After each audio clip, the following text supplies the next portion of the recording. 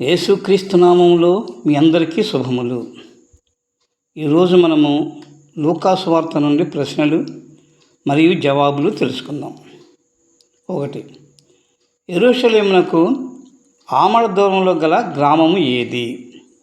జవాబు: యెరూషలేమునకు ఆమడ దూరంలో గల గ్రామము ఎమ్మాయి గ్రామము. 2.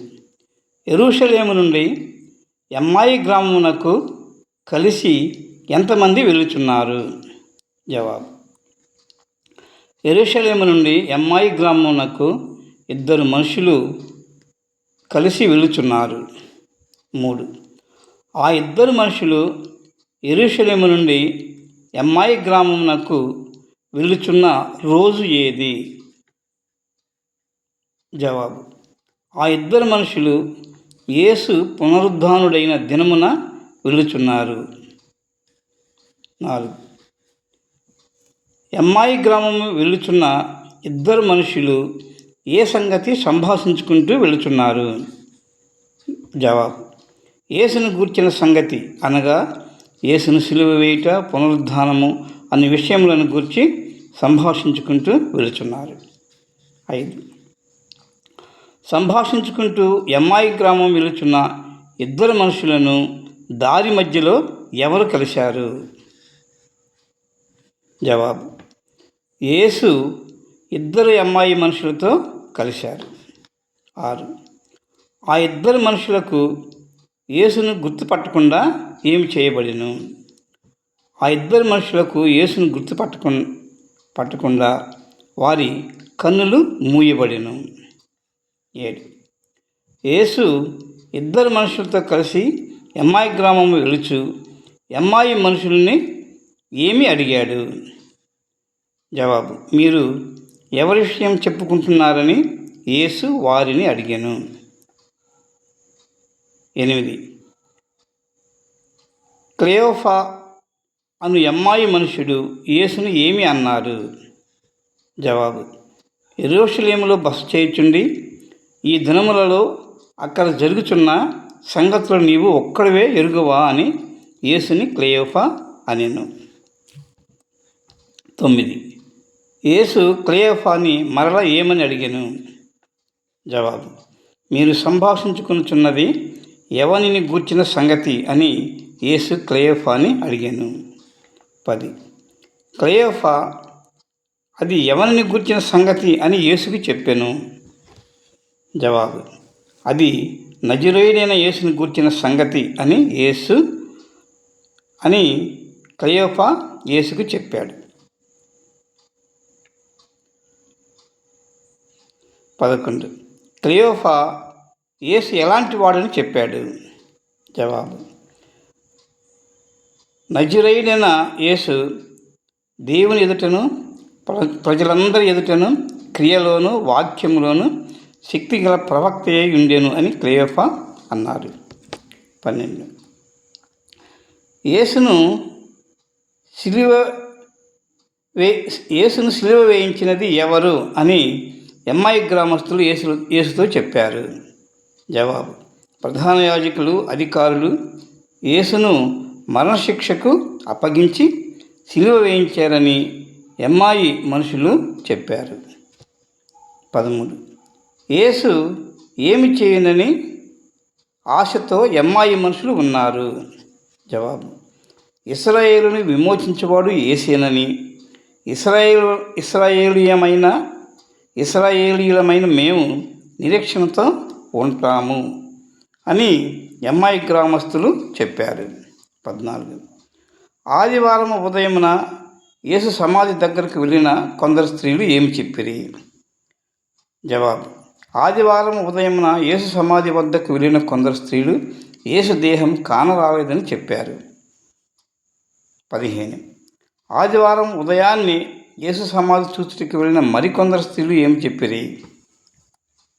జవాబు: ఆదివారం ఉదయముననే యేసు సమాధి చూచుటకు వెళ్ళిన మరికొందరు స్త్రీలు మాకు దేవదూతలు కనపడ్డారని, యేసు బ్రతికి ఉన్నాడని ఆ దేవదూతలు మాకు చెప్పారని కొందరు స్త్రీలు చెప్పుచున్నారని, ఆ సంగతి మాకు విస్మయం కలిగిస్తున్నాయని ఎమ్మాయి గ్రామస్తులు యేసుతో అన్నారు. 16. ఎమ్మాయి మనుషులతో ఉండే కొందరు యేసు సమాధి వద్దకు వెళ్ళి చూసి ఏం చెప్పారు? జవాబు: ఎమ్మాయి మనుషులతో ఉండే కొందరు యేసు సమాధి వద్దకు వెళ్ళి చూచి ఆ స్త్రీలు చెప్పిన విధముగా సమాధిలో యేసు దేహము లేదని చెప్పారు. 17. ఎమ్మాయి మనుషులు చెప్పినది విని యేసు వారికి ఏమి చెప్పెను? జవాబు: యేసు ఎమ్మాయి మనుషులతో, అవివేకులారా, ప్రవక్తల మాటలు అన్నింటినీ నమ్మని మందమతులారా, క్రీస్తు ఇలాగు శ్రమపడి తన మహిమతో ప్రవేశించుట అగత్యమని యేసు వారితో చెప్పాను. 18. ఎమ్మాయి మనుషులకు యేసు ఏమేమి చెప్పారు? జవాబు: మోషేయు సమస్త ప్రవక్తలను మొదలుకొని లేఖనములన్నింటిలో తన్ను గూర్చిన ప్రవచనముల భావము యేసు ఎమ్మాయి మనుషులకు చెప్పాను. 19. ఎమ్మాయి మనుషులు యేసును ఎందుకు బలవంతము చేశారు? జవాబు: సాయంకాలం కావచ్చినది, పొద్దుకుంకినది, మాతో కూడా ఉండమని చెప్పి ఎమ్మాయి మనుషులు యేసును బలవంతము చేసిరి కనుక యేసు వారితో కూడా ఉండుటకు లోపలికి వెళ్ళాను. 20. వారు భోజనమునకు కూర్చున్నప్పుడు యేసు ఏం చేశాను? జవాబు: వారు భోజనమునకు కూర్చున్నప్పుడు యేసు ఒక రొట్టె పట్టుకొని స్తోత్రము చేసి ఆ రొట్టెను వారికి పంచి ఇచ్చెను. 21. ఎమ్మాయి మనుషుల కళ్ళు ఎప్పుడు తెరవబడెను? జవాబు: యేసు రొట్టెను విడిచి ఇయ్యగా ఎమ్మాయి మనుషులు ఆ రొట్టెను తినిన తరువాత వారి కన్నులు తెరవబడెను కనుక అప్పుడు వారు యేసును గుర్తుపట్టిరి. తరువాత యేసు అదృశ్యుడాయెను. 22. యేసు అదృశ్యుడు అయిన తరువాత ఎమ్మాయి మనుషులు ఏమనుకున్నారు? జవాబు: ఎమ్మాయి మనుషులు ఆయన త్రోవలో మనతో మాట్లాడుచు లేఖనములను మనకు బోధపరుచున్నప్పుడు మన హృదయము మనలో మండుచుండలేదా అని ఒకరితో ఒకడు చెప్పుకొనిరి. 23. యేసు అదృశ్యుడైన తరువాత ఎమ్మాయి మనుషులు ఏం చేసిరి? యేసు ఎమ్మాయి మనుషుల యొద్ద నుండి అదృశ్యమైన తరువాత ఆ మనుషులు తిరిగి యెరూషలేమునకు వెళ్ళి యేసు యొక్క 11 మంది శిష్యులతో యేసు బ్రతికి లేచినని, మాతో ఎమ్మాయి గ్రామంకు వచ్చాడని, ఆయన రొట్టె విరిచి స్తోత్రం చేసి మాకు ఇచ్చిన రొట్టెను తిన్న తరువాత మా కన్నులు తెరవబడినని ఇంకా వారితో మాట్లాడిన విషయములు యేసు శిష్యులతో చెప్పారు. యెరూషలేమునకు ఆమడ దూరంలో ఎమ్మాయి గ్రామం ఉంది. ఎమ్మాయి మనుషులు ఇద్దరు ఆదివారం యెరూషలేము నుండి ఎమ్మాయి గ్రామమునకు వెళుచు యేసును గూర్చిన సంగతులు చెప్పుకుంటూ వెళ్తున్నారు. పునరుద్ధానుడైన యేసు కూడా వారితో కలిశాడు. మీరు ఎవరిని గూర్చి సంభాషించుకుంటున్నారు అని యేసు అడిగినప్పుడు వారు పునరుద్ధానుడైన యేసును గూర్చి అని చెప్పారు. ఎమ్మాయి మనుషులు యేసును గుర్తుపట్టకుండా ఉండునట్లు వారి కన్నులు మూయబడి ఉన్నాయి. ఎమ్మాయి మనుషులు యేసును గూర్చి చెబుతూ యేసు దేవుని ఎదుటను మనుషులందరి ఎదుటను క్రియలలోనూ వాక్యములోనూ శక్తి కలిగిన ప్రవక్త అని చెప్పాడు.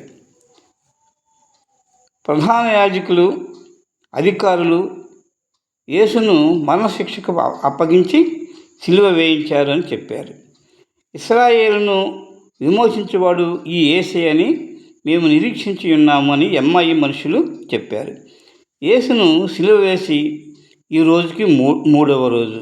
అయితే యేసు దేహమునకు సుగంధ ద్రవ్యములు పరిమళ తైలములు పూయుటకు వెళ్ళిన వారికి యేసు దేహము కనపడలేదు.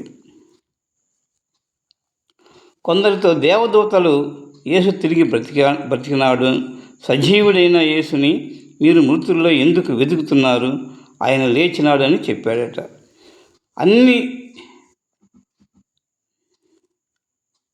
అప్పుడు యేసు ఎమ్మాయి మనుషులతో మోషే సమస్త ప్రవక్తలు మొదలుకొని లేఖనములన్నింటినీ తనను గూర్చిన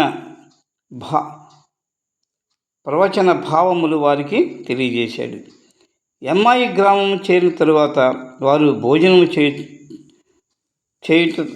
చేయునప్పుడు రొట్టె తీసుకొని స్తోత్రం చేసి విరిచి ఇచ్చిన తరువాత వారు తినిన తరువాత ఎమ్మాయి గ్రామస్తుల కళ్ళు తెరవబడిను. అప్పుడు వారు యేసును గుర్తుపట్టిను. అప్పుడు యేసు అదృశ్యుడాయను. అప్పుడు మరలా ఎమ్మాయి మనుషులు యెరూషలేమునకు వెళ్ళి యేసు 11 మంది శిష్యులకు జరిగినది అంతా తెలియజేశారు. Thank you.